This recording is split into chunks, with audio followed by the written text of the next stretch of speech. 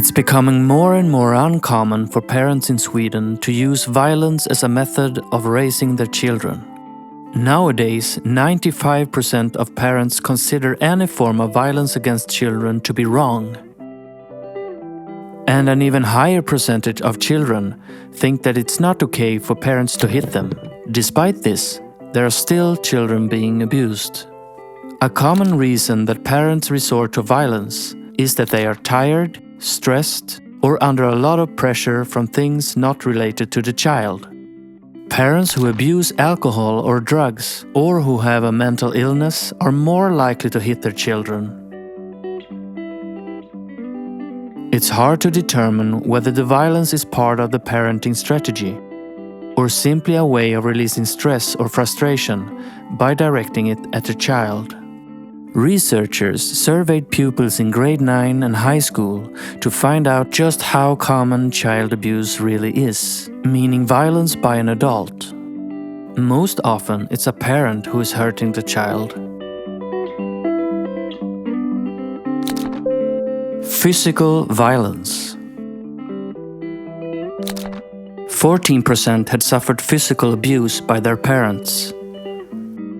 Almost 11% had been subjected to serious forms of physical child abuse, and 5% had been subjected to physical child abuse on multiple occasions. Examples of physical child abuse include being pulled by the hair or the ear, or being hit.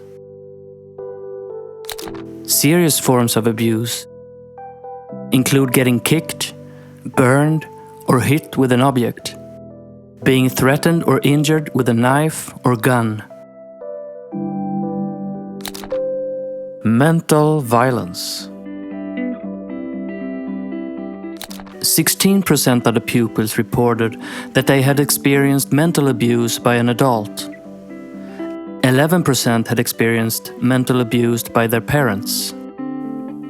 Examples of mental child abuse include frequent insults, frequently being treated like you don't exist, being locked in a room, or being locked out of the home. Another example is being threatened with violence. This is not acceptable. Threats and blows may make the child obey in the moment, but it doesn't work in the long run. Children suffer badly from this, and it's harmful to the child physically, mentally, and socially. They become angry, sad, and scared, and they lose their trust in the parent who hurt them.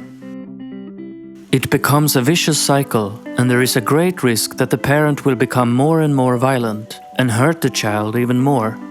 A child needs warmth and support from adults in order to grow and thrive.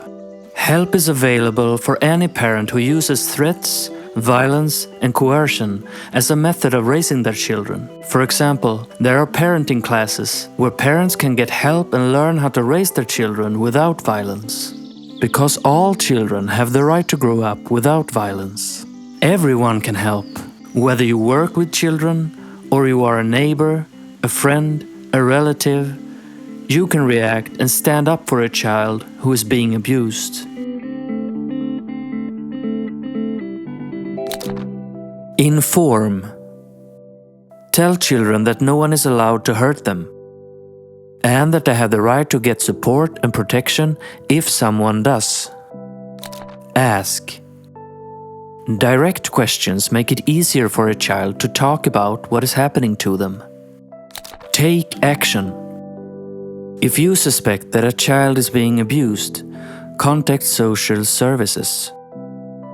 If you discover abuse, or think that a child is in danger, call the emergency services.